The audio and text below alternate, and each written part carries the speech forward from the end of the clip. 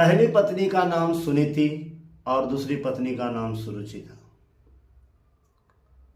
दोनों आपस में मिलजुल कर रहते थे, लेकिन कुछ दिन सुनीति के रहते हुए उनके गर्भ से एक नन्हा सा बालक जन्म लिया।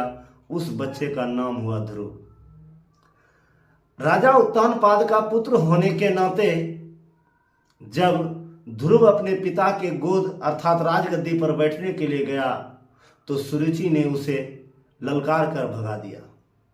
कहा कि तुम राजा के पुत्र नहीं हो सकते। राजा का पुत्र होने के लिए तुम्हें मेरे कोख से जन्म लेना होगा। यह बात सुनकर ध्रुव रोता हुआ अपनी मां के पास गया और माता सुनीति को अपनी सारी व्यथा सुनाया और कहा, माता, मैं अपने पिता उत्तानपाद के गोद में बैठने के लिए राज सिंहासन पर गया था, लेकिन माता सुरुचि ने मुझे उतार दिया और कहा कि जब तक तू अपने मां कोख से रहोगे तब तक तुझे इस राज सिंहासन पर बैठने का कोई अधिकार नहीं है, और यदि तुम मेरे कोख से जन्म लेते हो तभी तुम्हें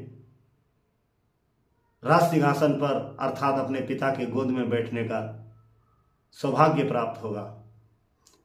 तो यह बात सुनकर सुनीति ने अपने पुत्र को कहा कि यदि तुम्हें यह राजगद्दी या राज सिंहासन चाहिए तो तुम्हें 10 वर्षों तक भगवान विष्णु जी की तपस्या करनी होगी। और वह बच्चा ध्रुव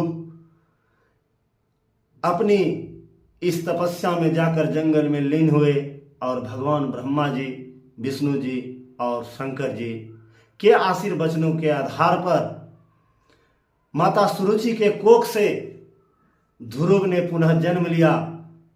और ध्रुव जन्म लेने के बाद सुरुचि के कोख से वह पुत्र राजा उत्तानपाद के सिंहासन पर बैठा।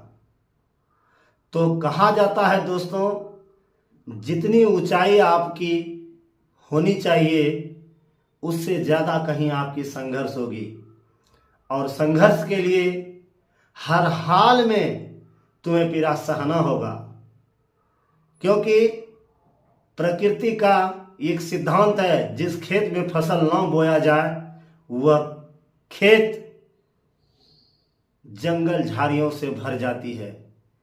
इसलिए हम सब कुछ जानते हैं फिर भी मेहनत से पीछे हटते हैं, और कामयाबी की राह में दुख होगा, ये 100% गारंटी है। क्योंकि जब तक दुख नहीं होगी, यातनाएं आपको नहीं मिलेगी, तब तक आप कठोर नहीं होंगे, और जब तक आप कठोर नहीं होंगे तब तक आपको मंजिल नहीं मिलेगी, और जब मंजिल मिलेगी तो आपको जिंदगी जीने का मजा भी आएगा।